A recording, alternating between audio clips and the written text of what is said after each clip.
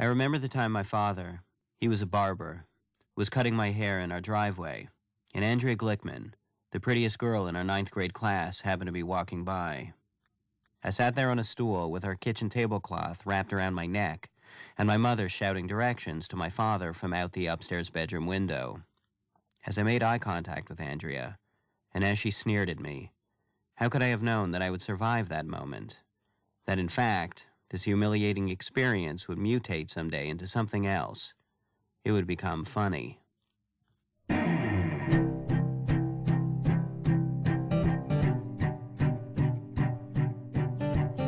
I think my first show was pretty funny for a beginner. My second one, I think I bombed. You bombed? Yeah, badly. Wait, this was when you were 8 years old? Yeah, 8 or 9. That you bombed? Hi, I'm Jake, and I hope to make you laugh. Just a dream in the wind. Do you think people are born funny? Oh, no.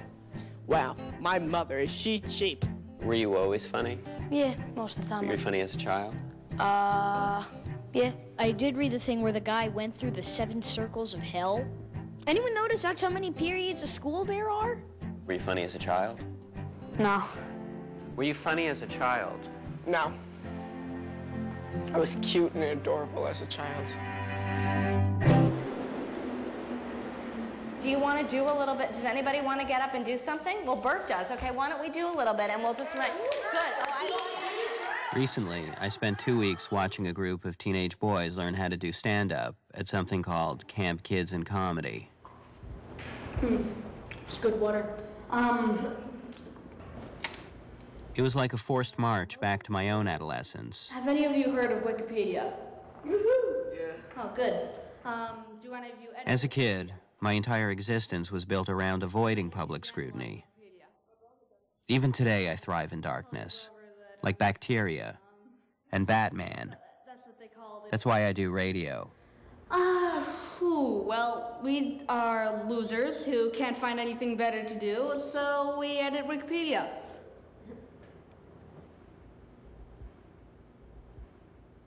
Why would a 13 or 14-year-old want to get up on a stage? Why expose yourself like that? I'm a nerd. I like to watch a lot of documentaries, but the thing I saw recently was about how they were cutting down the rainforest, and it wasn't... I'd like to be the kind of person who people say, oh yeah, this guy's always funny. But I can't, like, I'm only human. I wondered what will happen after the rainforest is completely cut down. Out of all the kids, Luke was the one I related to most. He's not what you might call on-funny. Luke is less the Mel Brooks doing funny accents on the Carson show kind of comedian, and more the Dick Cavett kind, who could sit back cross-legged and muse about the big issues. Do you have a philosophy of comedy? Not necessarily, but I do have ones on other things. Like? Like life in the universe. Like what? I like to get kind of profound like this sometimes. That the reason that we haven't been able to find any other life in the universe was that life was a mistake. Do you think that's a funny thing? No, honestly, it's a little depressing. I get stomach aches a lot. I was like 5 in the morning. I woke up and felt like I was being stabbed. I throw up. And then I go upstairs and tell my mom what happened. I'm like, Mom, I'm really sick. I was just throwing up. And she's like, you didn't hit the carpet, did you? My mother also lived in fear of vomit. She covered every bit of the living room in plastic. The couch, the lampshades, the candy dish. I lived in fear of being mummified in plastic myself. I go over to my mom, and I'm like, Mom, I want you to stop collecting garbage. See, that's one thing I don't get about these people. No matter all those old stories my mother ever tells, it's they don't care. You know, we stood in a car with no air conditioning, we baked, and we didn't care. You know what? I care. A lot of people, maybe most people, choose to lose the unpleasant and embarrassing stories from their personal histories. Or maybe they don't even choose to. Maybe those stories just get lost in the shuffle of other things. Successes.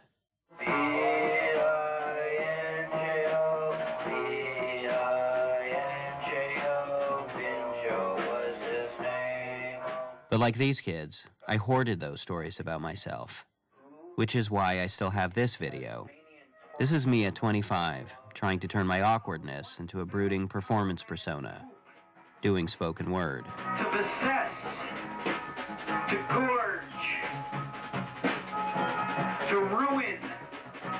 But what happened when I unleashed my inner angst in public was that people found it funny. Laugh out loud funny. Okay, I thought. I'm a funny guy. I can live with that.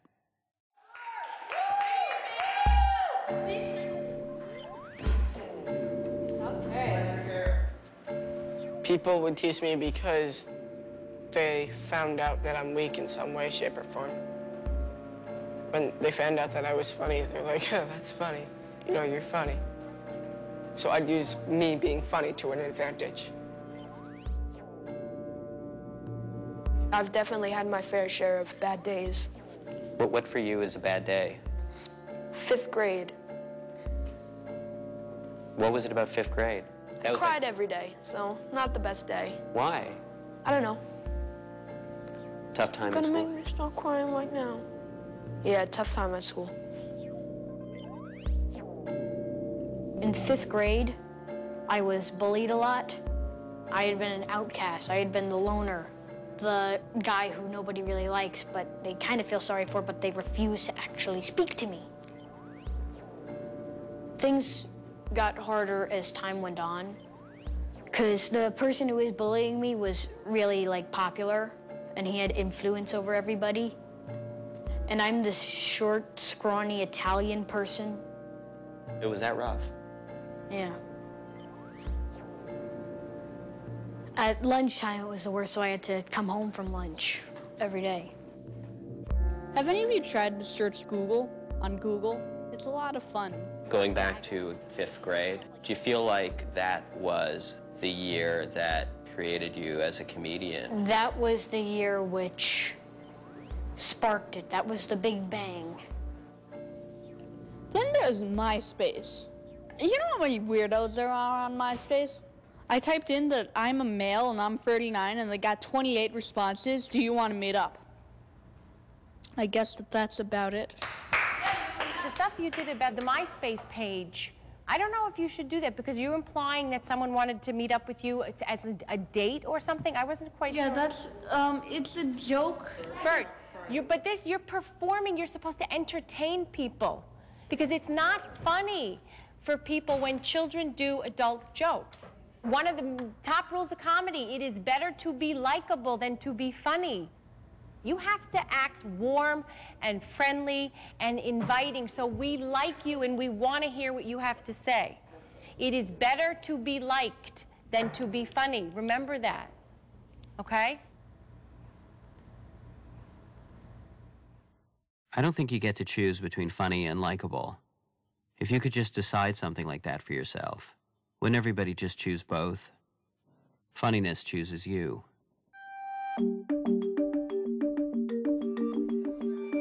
This is very exciting. The first time you go on stage, so exciting. These kids have been working so hard. And I can't think of a better way to start than to bring up our first act. Please welcome Evan Schweitzer, everybody.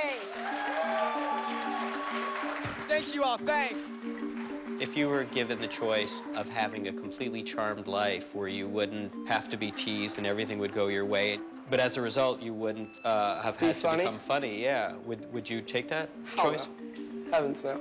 If you can hear me, make a meal out of that one in 30 minutes.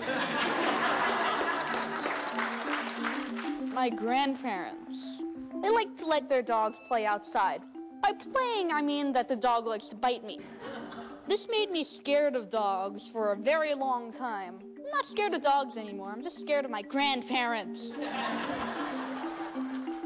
When you're a different kind of kid, or even a different kind of person, Have you guys noticed, like, every single ice cream man, they all hate kids? it's sometimes hard to find people who think like you. Like, if you're an ice cream man, isn't it assumed, like, the only demographic you're serving to is kids? And so a stage just becomes the highest ground. A place to stand up and look out over your friends, family, and classmates and say, anyone out there? Anyone get me? Anyone? I recently became a certified scuba diver, When I was in there, I had to take a class, and I said, man, this is all really hard. And it said, yeah, don't worry. Once you learn this, you'll never even have to think about it again. So I say, oh, good. It's just like every other test I've taken so far. And for some kids, being on stage isn't scary and awful. It's a relief. I feel like I'm taking off a mask. I feel like this is the real me. This is actually what I like to do for fun.